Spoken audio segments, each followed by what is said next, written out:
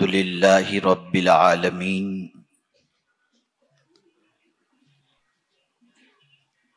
والعاقبۃ للمتقین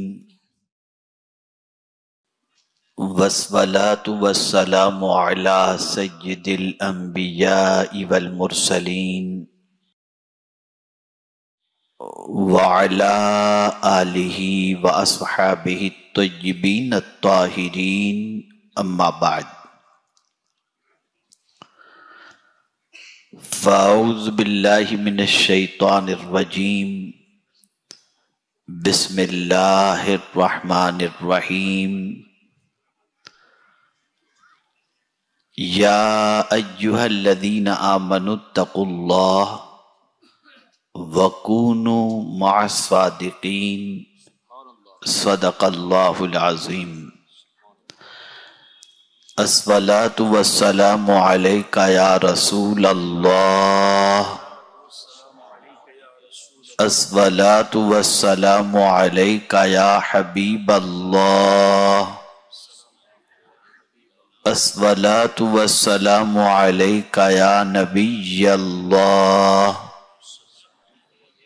الصلاۃ والسلام علیک یا نور اللہ وعلى آلك وأصحابك يا حبيب الله صلی اللہ تعالی علیہ وسلم۔ میں رب قدیر جل جلالہ کی بارگاہ میں شکر ادا کرتا ہوں اور اسی کے ساتھ آقا کریم صلی اللہ تعالی علیہ وسلم کے احسان کو تسلیم کرتا ہوں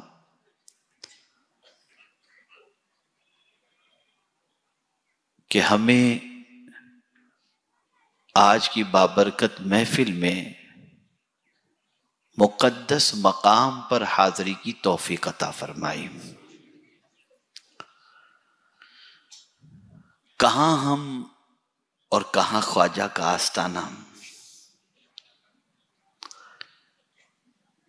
اس بات کو اچھی طریقے سے ذہن میں رکھیں کہ دنیا میں جو انسان مال کے اعتبار سے بڑا ہوتا ہے، عہدے کے اعتبار سے بڑا ہوتا ہے، وہ اپنے یہاں دعوت میں ایسے کو بلاتا ہے، ایسے کو مہمان بناتا ہے جو اس کے معیار کے مطابق ہو۔ مالدار منسٹر کسی غریب یا فقیر کو اپنا مہمان نہیں بناتا، کسی ان پڑھ کو اپنا مہمان نہیں بناتا، کسی جاہل کو اپنا مہمان نہیں بناتا، لیکن واہ رے میرے خواجہ آپ کی عظمتوں پر قربان کہ آپ اتنے بڑے کہ سلطان الہند ہیں اور ہم جیسے گنہگاروں کو اپنا مہمان آپ نے بنا لیا۔ یہ بہت بڑی سعادت کی بات ہے۔ لوگ کیوں مہمان نہیں بناتے؟ اس کی ایک وجہ ہے۔ مالدار مہمان غریب کو اس لیے نہیں بناتا کہ غریب اگر پھٹے پرانے کپڑے میں آئے گا اور کھانے کی تمیز نہیں ہوگی تو میزبان کی عزت چلی جائے گی کہ کیسے کو بلایا تھا، کیسے کو بلایا تھا۔ تو پتہ چلا کہ مہمان سے میزبان کی عزت ہوتی ہے، مہمان سے میزبان کی عزت ہوتی ہے۔ اب خواجہ کا جو کام تھا وہ تو انہوں نے کر دیا کہ ہمیں بلا دیا، اپنے در پہ بٹھا دیا، اپنے عرس میں حاضری کی اجازت عطا فرما دی۔ اب ہمارا کام کیا ہے؟ اب ہمارا کام یہ ہے کہ جو مشن لے کر خواجہ غریب نواز علیہ الرحمہ ہندوستان تشریف لائے تھے، ان کے اس مشن پر لبیک کہہ کر کے اس پر عمل کرنا، اس کو عام کرنا، تاکہ کوئی یہ نہ کہے کہ غریب نواز کی بارگاہ میں جا کر بھی یہ نہیں سدھرا۔ غلطی ہماری ہوگی اور تانا غریب نواز کو سنایا جائے گا. اس لیے ایسے بن کر کے جاؤ کہ لوگ تمہاری زندگی کو دیکھ کر کے کہیں کہ غریب نواز نے اسے مالا مال کر دیا ہے، اس کی زندگی بدل دی. اور اگر آپ نے اپنی زندگی بدل دی تو خواجہ خوش ہو جائیں گے، راضی ہو جائیں گے، اور وہ راضی ہو گئے تو اللہ راضی ہو جائے گا، اور اللہ راضی ہو گیا تو دونوں جہاں کی تکلیفیں آپ کی دور ہو جائیں گے انشاءاللہ العظیم. میں جانتا ہوں ہر آنے والے مختلف ارادے سے آتے ہیں. کوئی بچی کی شادی نہیں ہو رہی تو چلو عرس میں چلے جائیں، غریب نواز کے صدقے میں شادی ہو جائے گی. کوئی قرض میں ڈوبا ہوا ہے تو اس ارادے سے آتا ہے کہ یہاں پہنچیں گے تو ان کے صدقے میں قرض کا انتظام ہو جائے گا. کوئی بے روزگار ہے، کوئی بیمار ہے، ساری نیتوں سے آتے ہیں. لیکن میں آپ کو رسول اعظم صلی اللہ علیہ وسلم کی ایک حدیث سناتا ہوں. آقائے کریم رؤوف الرحیم علیہ التحیۃ والتسلیم ارشاد فرماتے ہیں کہ جو شخص مدینے آئے، جو شخص مدینے آئے اور میری زیارت کے علاوہ کوئی دوسری نیت نہ ہو تو سرکار فرماتے ہیں کل بروز قیامت وہ میرے پڑوس میں ہوگا. تو میں اس حدیث سے فائدہ اٹھاتے ہوئے یہ بھی کہہ سکتا ہوں کہ آنے والے کی ساری تمنائیں ایک طرف، لیکن اگر اس کی نیت یہ ہو کہ میں تو خواجہ کی چوکھٹ پر حاضر ہونے کے لیے آیا ہوں، میرا یہی مقصد ہے، تو ہوگا یہ کہ خواجہ کا پڑوس بھی نصیب ہوگا اور جھولیاں بھی بھر دی جائیں گی انشاءاللہ. اب آئیے کچھ ضروری باتیں غریب نواز علیہ رحمت و رضوان کی تعلیمات سے متعلق آپ کو بتاؤں. غریب نواز رحمت اللہ تعالی علیہ نے وہ کون سی چیز اپنائی تھی جس کی وجہ سے آپ کی زبان میں تاثیر بھی تھی؟ وہ کیا چیز تھی جس کی وجہ سے سلطان الہند غریب نواز رحمت اللہ تعالی علیہ کسی کو کہہ دیتے تو اس کی زندگی بدل جاتی تھی؟ زبانیں ہماری بھی ہیں، زبانیں آپ کی بھی ہیں. ہماری بات ہمارا بیٹا نہیں سنتا اور خواجہ زمین کو حکم دے دیں تو زمین غریب نواز کی بات سن لیتی ہے. اونٹ کو کہہ دیں گے کہ بیٹھے رہیں گے تو بیٹھے رہ جاتے ہیں. تو آخر یہ زبان میں تاثیر کیسے پیدا ہوتی ہے؟ تو آئیے اس کو میں سمجھاؤں. جب بنگال کی سرزمین پر خواجہ صاحب کے ہاتھوں پر 5 لاکھ لوگوں نے توبہ کی تو غریب نواز نے اپنی ماں کو خط لکھا، ماں تیرے بیٹے کے ہاتھ پہ اللہ نے 5 لاکھ لوگوں کو توبہ کی توفیق عطا فرمائی. ماں نے جواب میں کیا لکھا؟ بیٹے معین الدین یہ تیرا کمال نہیں ہے. کیا فرمایا؟ یہ تیرا کمال نہیں ہے بیٹا، یہ تو اس دودھ کا کمال ہے جو میں نے تجھے باوضو پلایا تھا. میرے بیٹے میں نے تجھے جب بھی دودھ پلایا ہمیشہ باوضو پلایا. اس باوضو دودھ پلانے کی تاثیر یہ ہوئی کہ آج تیری زبان سے کلمات نکلتے ہیں اور لوگوں کی زندگیاں بدلتی چلی جاتی ہیں. وضو بہت اہم چیز ہے. آج یہاں سے اس چیز کو آپ کو لے کر جانا ہے. آقا کریم صلی اللہ تعالی علیہ وسلم ارشاد فرماتے ہیں جب کوئی بندہ وضو کرتا ہے، ہاتھ دھوتا ہے تو ہاتھ کے گناہ جھڑ جاتے ہیں، کلی کرتا ہے منہ کے گناہ جھڑ جاتے ہیں، چہرہ دھوتا ہے چہرے کے گناہ جھڑ جاتے ہیں، ہاتھ دھوتا ہے ہاتھ کے گناہ جھڑ جاتے ہیں، پیر دھوتا ہے پیر کے گناہ جھڑ جاتے ہیں. اور اگر کوئی شخص وضو سے پہلے بسم اللہ الرحمن الرحیم پڑھ لے اللہ پورے جسم کے گناہوں کو معاف فرما دیتا ہے.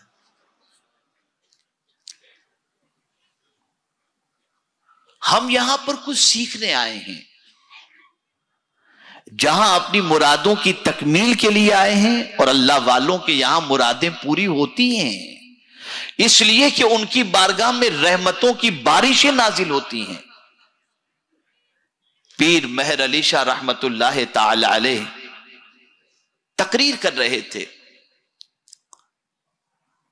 اور دوپہر کی چلچلاتی دھوپ تھی، اور پیر مہر علی شاہ رحمت اللہ تعالی علیہ نے فرمایا اللہ والوں کے قریب ہو جاؤ، اللہ والوں کے آستانے پر حاضر ہوا کرو، تمہاری دعائیں قبول ہوں گی، تمہاری حاجتیں پوری ہوں گی. ایک نوجوان پنڈال کے باہر دھوپ میں کھڑا تھا، اس نے وہاں سے آواز لگائی حضور ایک سوال. پیر مہر علی شاہ رحمت اللہ تعالی علیہ نے فرمایا پوچھو کیا بات ہے. اس نے کہا کہ جب رب فرماتا ہے ادعونی استجب لکم، مجھ سے مانگو میں تمہاری پکار کو قبول کروں گا، تو پھر اللہ والوں کی بارگاہ میں جانے کی ضرورت کیا ہے؟ اس نے جب یہ بات کہی تو پیر مہر علی شاہ رحمت اللہ تعالی علیہ نے اسے بلایا، بولے بیٹے ادھر قریب آ جا. وہ دھوپ میں پنڈال کے باہر کھڑا تھا، قریب بلایا، اپنے پاس بٹھایا، وہ بیٹھ گیا. پیر صاحب کے اوپر پنکھا چل رہا تھا. پیر صاحب نے اپنی تقریر جاری رکھی. کچھ دیر کے بعد اس نوجوان سے پوچھا بیٹے وہاں تو کھڑا تھا اور یہاں آ کر کے تو بیٹھا ہے، دونوں جگہ میں کچھ فرق محسوس کر رہا ہے؟ کہا ہاں. کہا کیا فرق محسوس کر رہا ہے؟ کہا وہاں بیٹھ کھڑا تھا نا تو گرمی لگ رہی تھی، اور یہاں آپ کے قریب آ کر کے بیٹھا ہوں تو ٹھنڈک محسوس ہو رہی ہے. کہا کیوں؟ کہا حضور یہ جو پنکھا اوپر لگا ہوا ہے. ارشاد فرماتے ہیں بیٹے یہ بتا پنکھا تیرے لیے لگا ہے یا میرے لیے لگا ہے؟ کہا حضور پنکھا تو آپ کے لیے لگا ہے. کہا پھر تجھے ٹھنڈک کیوں مل رہی ہے؟ کہا حضور جو میں آپ کے قریب آ کر کے بیٹھ گیا. بس پیر صاحب نے فرمایا بیٹے اللہ کے ولیوں کے آستانے پہ رحمت کا نزول ہوتا ہے، قریب پہنچو گے تو کچھ چھینٹے تم کو بھی مل جایا کریں. یہ بزرگوں کی بارگاہ کی حاضری. یہاں آؤ گناہوں سے معافی مانگو، یہاں آؤ اللہ سے استغفار کرو، یہاں آؤ غریب نواز سے عرض کرو کہ ہماری معافی کی دعا کریں، بخشش کی دعا کریں. یہاں آؤ تو غریب نواز سے عرض کرو کہ آپ کے مشن پر چلنے کی ہمیں توفیق مل جائے، یہ دعا کر دیں. یہ غریب نواز کی بارگاہ میں مانگنے کی چیزیں ہیں. اس لیے کہ اگر آپ نے دنیا مانگی تو دنیا تو فنا ہو جائے گی، لیکن اگر آپ نے غریب نواز کی بارگاہ سے جنت مانگ لی اور ان کے صدقے میں اللہ نے آپ کو جنت کا مستحق بنا دیا تو آپ کو اس سے بڑا انعام اور کیا نصیب ہو سکتا ہے. تو اے رسول اعظم صلی اللہ تعالی علیہ وسلم کے دیوانوں، ہم اور آپ اس شہنشاہ کی بارگاہ میں حاضر ہیں، اس شہنشاہ کی بارگاہ میں کہ جن کا مقام سمجھنا ہے تو بس اس سے سمجھو، اس سے سمجھو.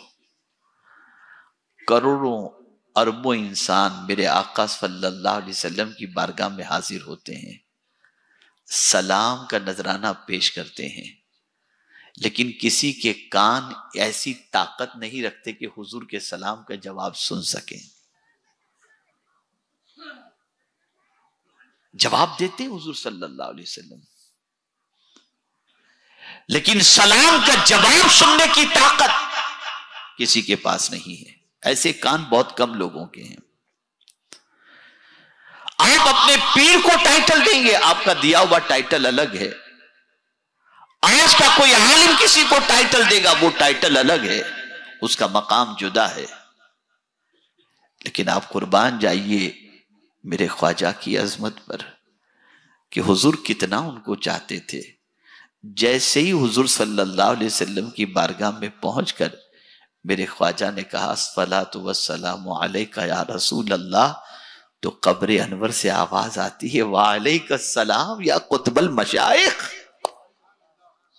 یہ قطب المشائخ کا خطاب مدینے کے تاجدار نے عطا فرمایا ہے، اور ہندوستان کی بادشاہت بھی رسول اعظم صلی اللہ علیہ وسلم نے عطا فرمائی ہے. آپ یہ نہ سوچیں کہ آپ خالی تفریح کے لیے آئے ہیں اور اجمیر میں بس گھوم رہے ہیں اور بس آئے یہ شاپنگ کی یہ خریدی کی. نہیں، آپ اس جگہ پر حاضر ہیں جہاں پر اللہ کے معصوم فرشتے حاضر بھی ہوتے ہیں اور رحمت الہی کا نزول ہر قدم پر ہوتا ہوا دکھائی دیتا ہے. میرے پیارے آقا صلی اللہ علیہ وسلم کے پیارے دیوانوں، سلطان الہند کی تعلیمات کیا تھی؟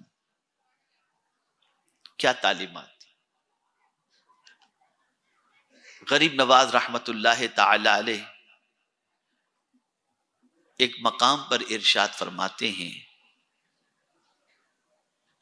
تم زمین کی طرح متواضع بن جاؤ. کس کی طرح؟ زمین کی طرح.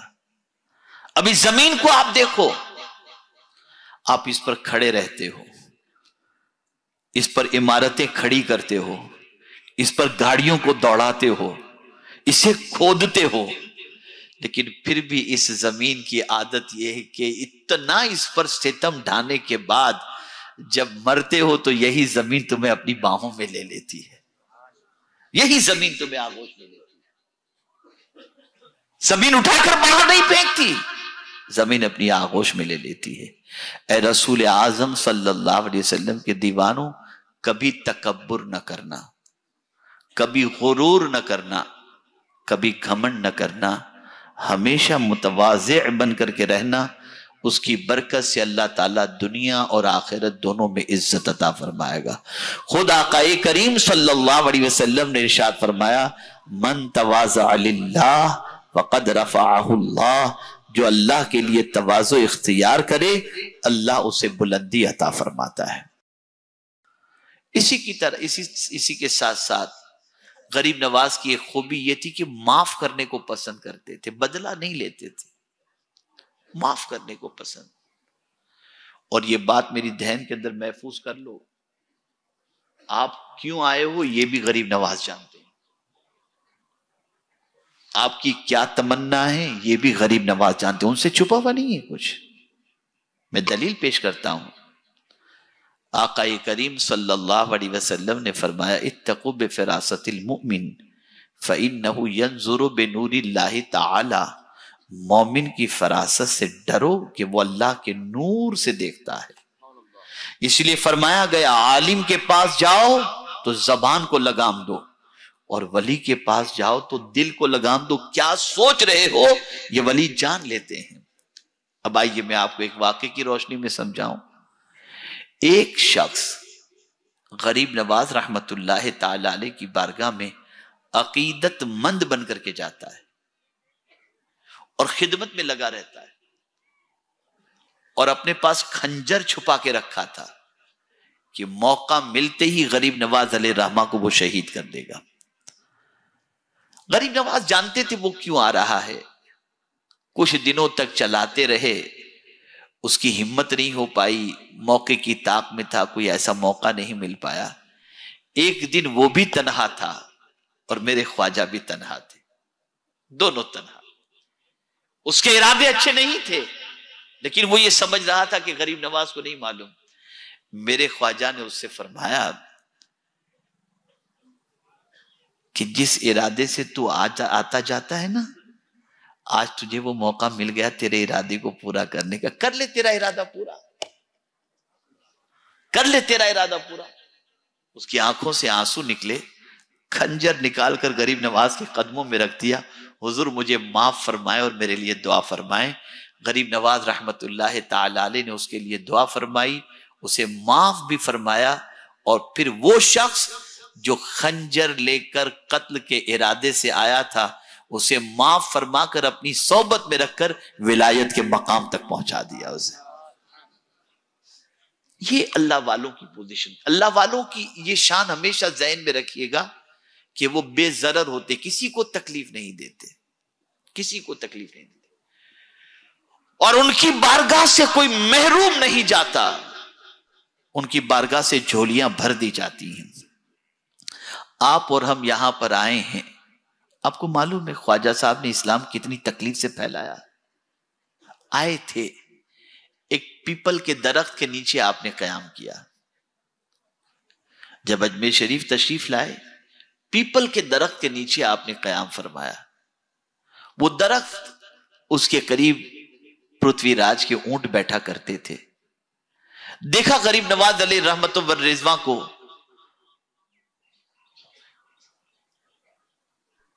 اونٹ چرانے والوں نے تو حیرت میں پڑ گئے. کہا بابا اٹھو یہاں سے، یہ بکری اونٹ کے چرانے کی جگہ ہے. اللہ والے تھے. غریب نواز رحمت اللہ تعالی علیہ نے ارشاد فرمایا، ٹھیک ہے ہم جاتے ہیں لیکن یہ اونٹ یہیں بیٹھیں گے. بس یہ کہہ کر چلے گئے. اب جا کر دوسرا پڑاؤ آپ نے کہاں ڈالا؟ انا ساگر کے پاس. اور غریب نواز کو انا ساگر کو دیکھنے کے بعد اتنے خوش ہوئے کہ وہ منظر ان کو بہت اچھا لگتا تھا. اور اللہ والوں کی یہ خوبی ہوتی ہے کہ نیچرل جو چیزیں ہوتی ہیں اسے دیکھ کر بڑی خوشی ہوتی ہے. تو غریب نواز وہاں پہنچے، انہیں بے پناہ مسرت بھی کہ بہت اچھی جگہ، بہت اچھا کلائمیٹ ہے، بہت اچھا ماحول ہے یہاں کا. اب وہاں پوزیشن یہ ہوئی کہ غریب نواز نے بس اتنا کہہ دیا تھا کہ ٹھیک ہے وہ اونٹ بیٹھے رہیں گے، یہ اونٹ کے بیٹھنے کی جگہ ہے. تو اب جب ساروان آتے ہیں اونٹ کو اٹھانے کی کوشش کرتے ہیں تو اونٹ اٹھنے کے لیے تیار نہیں. انہوں نے پرتھوی راج کو کہا بابا وہ تو پرتھوی راج سے جا کے انہوں نے کہا کہ وہ بابا جو یہاں بیٹھے تھے ان کو ہم نے اٹھایا تو انہوں نے کہا اونٹ بیٹھے رہیں گے، تو اونٹ تو اٹھ ہی نہیں رہے. کہا جاؤ جا کر کے ان سے معافی مانگو، وہ اگر معاف کر دیں گے تو اونٹ اٹھ جائیں گے. پہنچے وہاں پر اور کہا کہ بابا وہ اونٹ تو بیٹھے ہی ہیں، آپ شاید ناراض ہو گئے تھے تو دعا کر دیجئے کہ اونٹ اٹھ جائے اور میں معاف کر دیجئے. کہا جاؤ اونٹ اٹھ گئے، جاؤ اونٹ اٹھ گئے. اتنا کہنا تھا کہ وہ اونٹ اٹھ گئے. اللہ والوں کی زبان کی تاثیر اتنی ہوتی ہے کہ جانور بھی اللہ والوں کی باتیں سنتے اور اس پر عمل کرتے نظر آتے ہیں. وہ اونٹ اٹھ گئے. اب جب غریب نواز رحمت اللہ تعالی علیہ کے ماننے والوں کی فوج تیار ہونے لگی، لوگ آہستہ آہستہ اسلام قبول کرنے لگے اور غریب نواز رحمت اللہ تعالی علیہ کے ماننے والے بڑھنے لگے، تو غریب نواز کے سلسلے میں نفرتیں بڑھتی گئیں.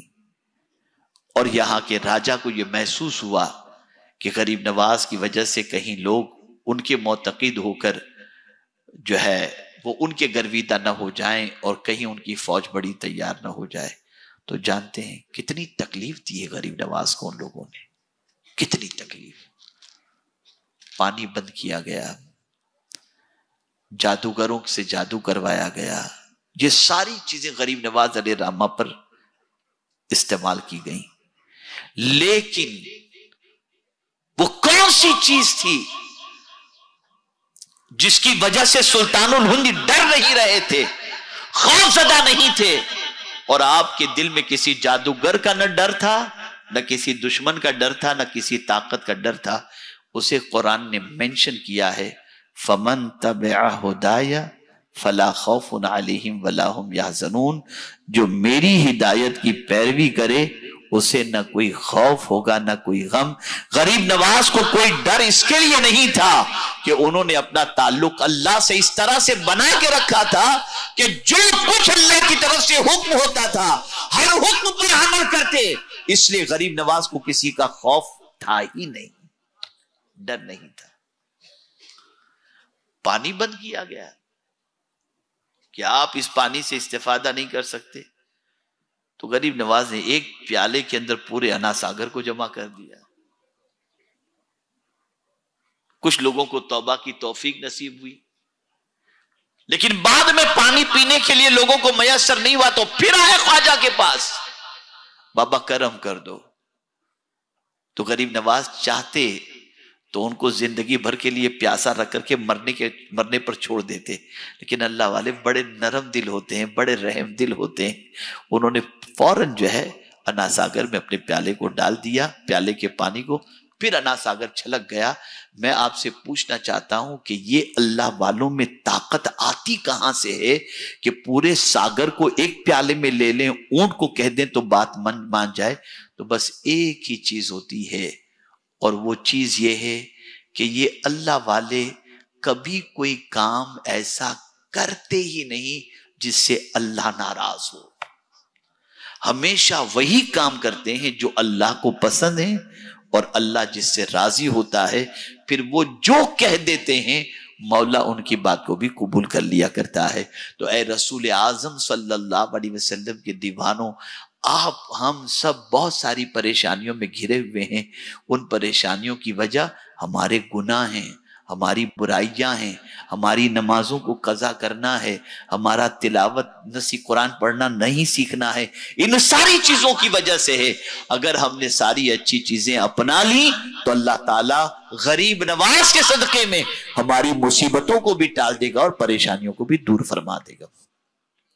تو میری آپ تمامی حضرات سے یہ گزارش ہے کہ خواجہ صاحب کی بارگاہ میں آئے ہیں نا، بس آخری بات عرض کر دوں، آپ یہاں جسم کی بیماری کا علاج بھی کرانے آئے ہیں۔ اللہ نہ کرے کسی کو کینسر ہو تو آدمی سوچتا ہے میں خواجہ صاحب کے یہاں چلا جاؤں، ان کے صدقے میری کینسر کی بیماری غائب ہو جائے گی۔ بالکل اچھا عقیدہ ہے، اچھی سوچ، اچھی سوچ، لیکن ان جسم کی بیماریوں سے خطرناک بیماری روح کی بیماری ہے۔ گناہوں کی عادت، عبادت میں دل کا نہ لگنا۔ یاد رکھیں کینسر جیسی بیماری کا علاج دنیا کا بڑے سے بڑا ڈاکٹر شاید کر دے، اور کر لیتے ہیں آج۔ ابھی میں آ رہا تھا یہاں پر، وہاں روم سے نکل کر یہاں، تو مجھے ایک میسج آیا کہ ایک صاحب کا بامبے کے اندر آج صبح 10 بجے کینسر، ماؤتھ کینسر کا آپریشن ہے، آپ دعا فرمائیے گا۔ پھر اس مریض سے میں نے فون پہ بات بھی کی اور میں نے دعا بھی کی اس کے لیے، اور میں نے کہا کہ کل شریف کا ختم ہوگا انشاءاللہ العظیم تو اس میں بھی دعا تمہارے لے کی جائے گی۔ تو کینسر کے مرض کا علاج کوئی ڈاکٹر کر سکتا ہے، بخار کا علاج ڈاکٹر کر سکتا ہے، ٹی بی کا علاج ڈاکٹر کر سکتا ہے، لیکن اگر آپ جھوٹ بولتے ہیں تو اس کا علاج کوئی ڈاکٹر نہیں کر سکتا۔ آپ غیبت کرتے ہیں، اس کا علاج کوئی ڈاکٹر نہیں کر سکتا۔ آپ خیانت کرتے ہیں، اس کا علاج کوئی ڈاکٹر نہیں کر سکتا۔ آپ حسد کرتے ہیں، اس کا علاج کوئی ڈاکٹر نہیں کر سکتا۔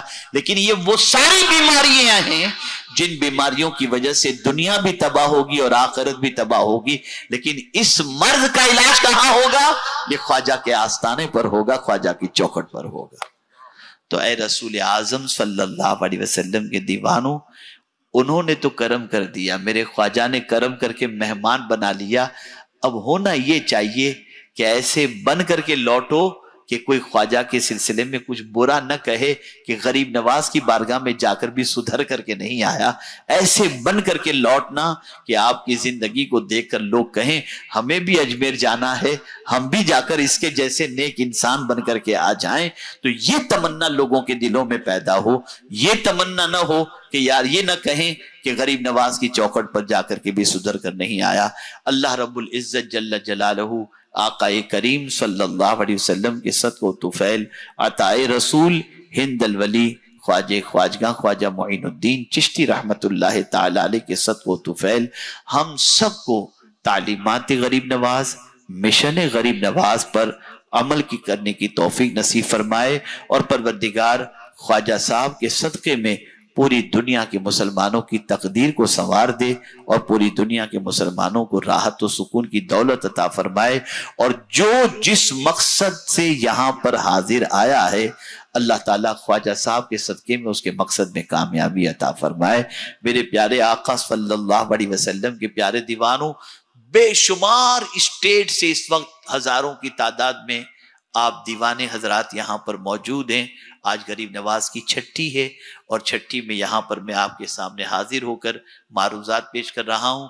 آپ اپنے علاقے میں سنی دعوت اسلامی کی شاخیں قائم کریں، وہاں پر دین کا کام کریں، غریب نواز کے مشن کو عام کریں، غریب نواز کی تعلیمات کو عام کریں، تاکہ اللہ عز و جل بھی راضی ہو جائے اور اس کے پیارے حبیب صلی اللہ علیہ وسلم بھی راضی ہو جائیں۔